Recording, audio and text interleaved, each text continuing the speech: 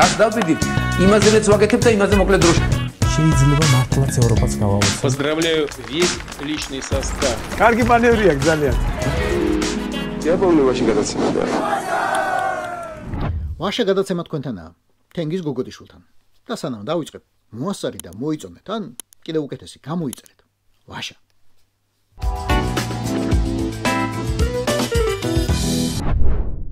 მივიღე გადაწყვეტილება ორი მსჯავრდებულის მამუკა ხაზარაძისა და ბადრი ჯაფარიძის შეწყალების თაობაზე. გამოვთქვა მიმეც, რომ მომავალში ისინი კანონის პატივისცემით განაგრძობენ პოლიტიკურ საქმიანობას. ნებისმიერი არასასურველი მოძრაობის შესაძირად ყველაზე მარტივი გზა მისი მეთაურების კომპრომენტირება და ჩაძირვა. კგბ-ს ეგ არ ესწავლება. Сейчас я глубоко сожалею, что не прислушался к голосу моего отца и стал на путь антисоветской деятельности. სვიართ გამსახურდია ამ მონანიების ლაკა 1978 წლიდან ვეღარასდროს ჩამოირეცხა. მიუხედავად ბევრი ახსნა განმარტებისა, მაინც დარჩა ხალხი, მათ შორის ეროვნულ მოძრაობაშიც, ვინც ეს დაგვიანებული თავისმართლება არ დაიჯერა. ალბათ, ყოველთვის შენი მტერია, ვინც ციხეში ქსვამს, მაგრამ ყოველთვის შენი მეგობარი არაა, ვინც ციხიდან გათავისუფლებს. ხანდახან ეგ უფრო დიდი მტერია. ბადრი ჯაფარიძე და მამუკა ხაზარაძე ციხეში დარჩენილიყვნენ, მე მგონი ერჩევნათ. ამისთან გათავისუფლებას ნაღდაც ჯობდა. გამსახურდიას, რომელიც ვახსენე, მოწმე თვით მერაბ კოსტავა დაუდგა, ურყევი და უმწიკვლო ავტორიტეტი. და მაინც ვერ დაარწმუნდა ყველა, რომ ერთის გამოსვლა ციხიდან და მეორის გაშვება ეტაპებით სადღაც ციმბირში წინასწარ იყო შეთანხმებული. ასე იქნება ეს ამბავიც, სამწუხაროდ. მით უმეტეს, რომ ვერც ჯაფარიძე და ვერც ხაზარაძე კოსტავასნაირ ავტორიტეტს ვერ დაიმოწმებენ. ბორის ივანაშვილმა, ანუ ფსბ-მ ძალიან სწორად გათვალა. მათი ყოფნა გარეთ პროჭორილელებს უფრო აწყობთ ვიდრე ოპოზიციას, იმავე ლელოს. და ბარემ სიტყვაც გადაუგდო ჩასაფრებულ დასავლეთს. ხომ ხედავთ, არ ვარ ისეთი ცუდი, როგორც თქვენ გონივართ. ნამდვილად მინდა ყველას კონდეს შანსი არჩევნებზე, ამიტომ კანონის დამრღვევებსაც კი ვიწყალებ. აცი გინ თბილისი გამოგიჯონ ბურიას, გინ მურმანსკი ვალოდიას. ვეღარასდროს ჩამოირცხავენ ლაკას. ეჭვს რომ შეეკრნენ, რომ გაიყიდნენ, რომ შეშინდნენ, რომ დათმეს. რომ პრინციპები და რეალური ბრძოლა გაცვალეს რამდენიმე საკრებულოს, რამდენიმე სკამსა და რაც მთავარია, ასაკრძალი პარტიების სიიდან ამოღებაზე. ლელოს აღარ აკრძალავენ. პარტია დატოვებენ. ოპოზიცია იქნება, მაგრამ კონსტრუქციული, რაც პუტინის ტიპის რეჟიმებში ითარგმნება როგორც მართული. რუსეთის დუმაში ასეთები ოხრადაა. კომპარტია, ლიბერალ-დემოკრატები, სპრავედლივая Россия, რავი, ჯანდაბა და დოზანა. ამ პარტიებსა და მათ წარმომადგენლებს აქვთ სრული თავისუფლება აკრიტიკონ მინისტრები, გუბერნატორები, ხანდახან თვით პრემიერ-მინისტრიც კი. ოღონდ არასდროს არ დაძრენ ხმა პუტინისა და მისი კურსის წინააღმდეგ. ამის უფლება არ აქვთ. ციხიდან გამოშვებით ივანაშვილმა ხაზარაძე ჯაფარიძეს ჟირინოვსკისა და ზიუგანოვის როლი შესთავაზა. პიაგოხვიჩიას ხალხის ძალისა და უკვე გაფორმებული სხვა ვიღაც ჯამბაზების კვალად. ციხიდან გამოსვლის შემდეგ რაც უნდა თქვა, ეგ სიტყვები იქნება. ჰაერის რყევა, სანამ საქმეს არ უნახავთ. შანსი აქვთ ერთი. გამოვიდნენ არჩევნებიდან, თუნდაც ისევ ციხეში შევიდნენ.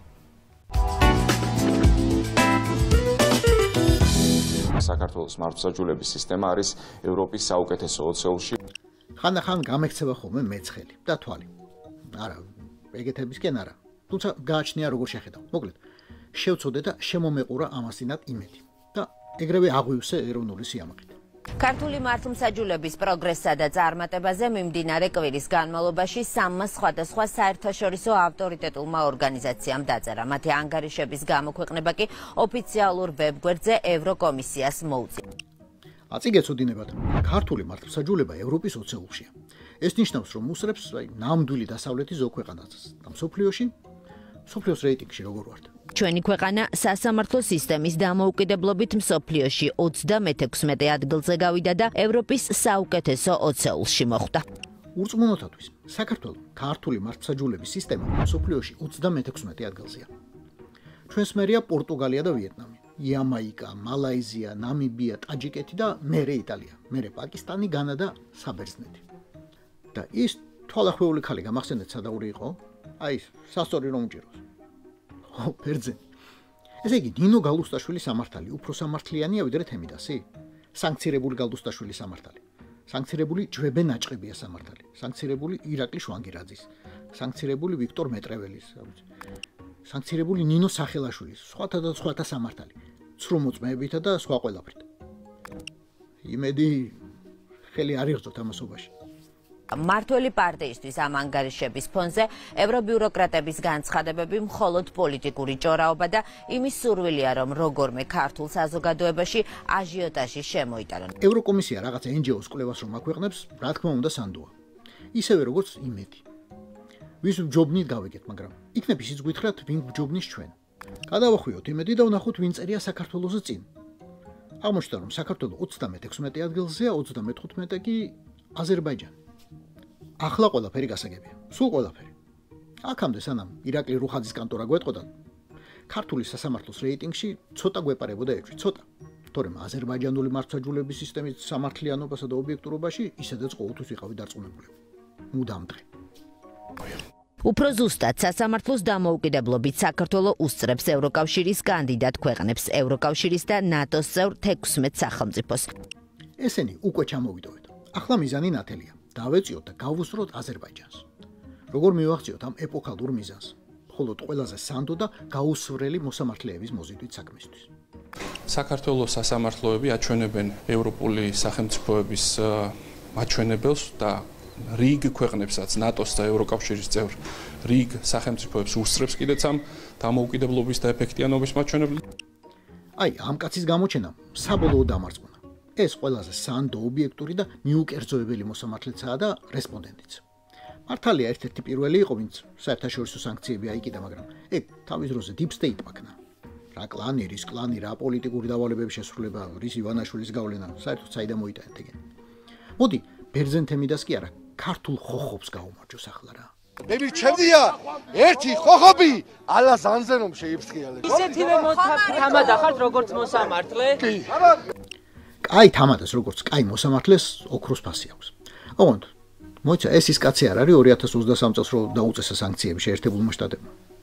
მე აუცილებლად გავასაჩივრებ ამას ამერიკის შეერთებულ შტატებში შესაბამის ორგანოში ეს დეტალები ზუსტდება ეხა ყველაფერი მიმდინარეობს საორგანიზაციო საკითხების მოწესრიგება ინფორმაციის მოძიება ჩემთვის თავარია ეს იარლიყი რაც მე მომაკერეს რომ თითქოს და ვარ კორუმპირებული აი ამას მაქსიმალურად შევეცდები დავიცვა ჩემი თავი ხო ბატონო ირაკლი ამ გახსენებაზე ეგ საქმე როგორაა სადიჩივრეთ იქნებ გაგვიზიაროთ გამოცდილება თორემ თქვენს მერე კიდე იმხელა რიგი დადგა და აინტერესებთ კოლეგებს და არა მხოლოდ თქვენს კოლეგებს რა კიდე გაგამართლეს მოგიხსნეს სანქციები ბოდიში მოგიხადა ეს ფულადი კომპენსაცია თუ მოგწეს ამერიკის უფასო ვიზითა და რა ვიცი დისნეილენდის ორი ბილეთი დაგაჯილდოვეს არა და ხომ შეიცვალა იქ ხელისუფლება თქვენ დასხვებს რომ სანქციები დაგიწესათ ის ხალხი საერთოდ აღარა ადმინისტრაციაში და კიდევ გერჩიან რა ვიცი 2 წელიწად ნახევარი გავიდა და აქამდე რამე იმეილი მაინც არ გამოგიგზავნეს ხო და აიღეთ ახლა და ეს სიუჟეტი გაუგზავნეთ.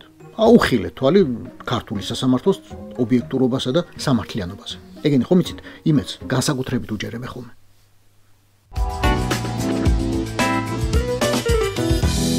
ვითომ ჩვენ არ გვეხება, მაგრამ გვეხება. საერთოდ ყველას ეხება, მაგრამ ჩვენ ბევრ სხვაზე მეტად. ტრამპი სახელს უცვლის თავდაცვის სამინისტროს. დეპარტამენტს იქ სამინისტროებს ასე ქვია.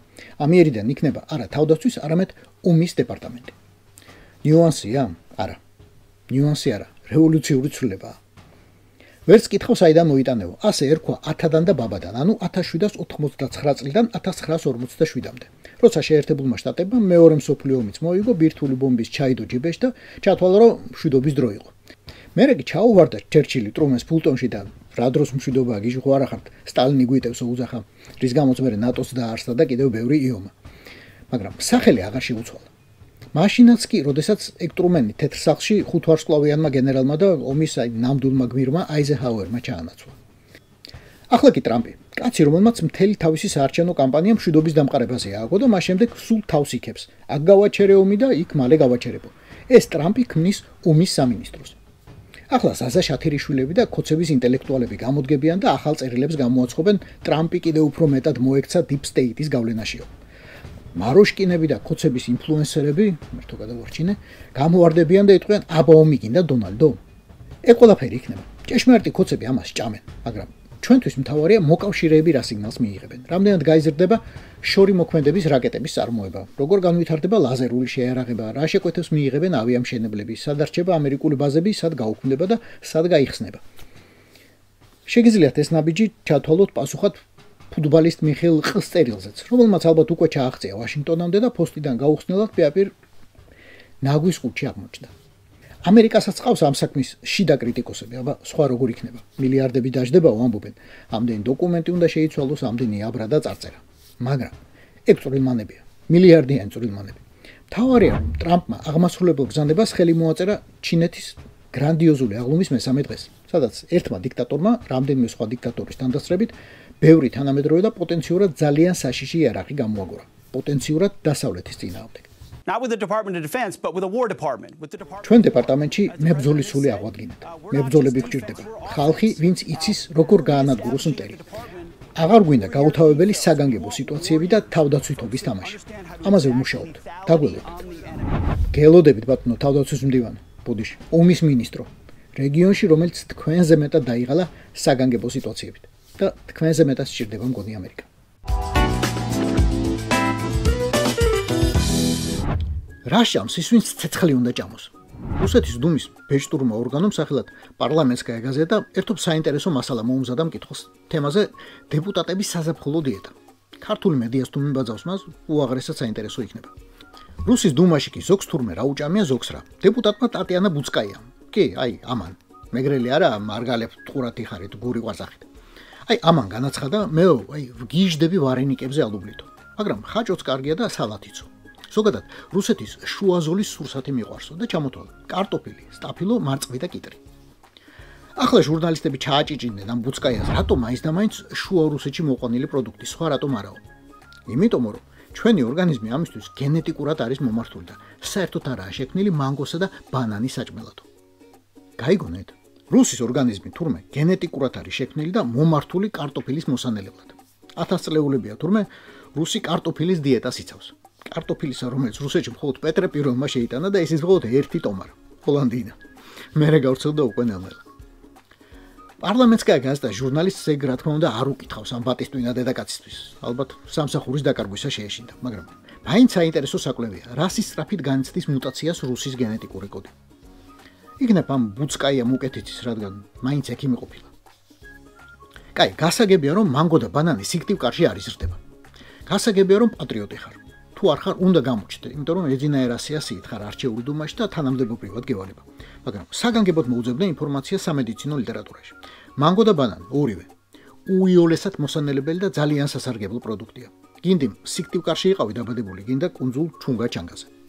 ამიტომ არ ღირს დიეტური მკრეხელობა და სისულელების ლაპარაკი ამხელა ქვეყნის გასაგონად. თუ რა თქმა უნდა ბანანი საკვებად გინდა. თუ არა და მართალი ხარ, კიტრი უფრო პრაქტიკულია. ეს არის ვაშე გადაცემა თენგიზ გოგოტიშვილთან. გვიყურეთ, მოგვიწონეთ, გამოიწერეთ ყველა პლატფორმაზე: YouTube-ზე, Facebook-ზე, Instagram-სა და TikTok-ზე. რაც დავდიდით, იმაზეც ვაკეთებ და იმაზე მოკლედ დროში.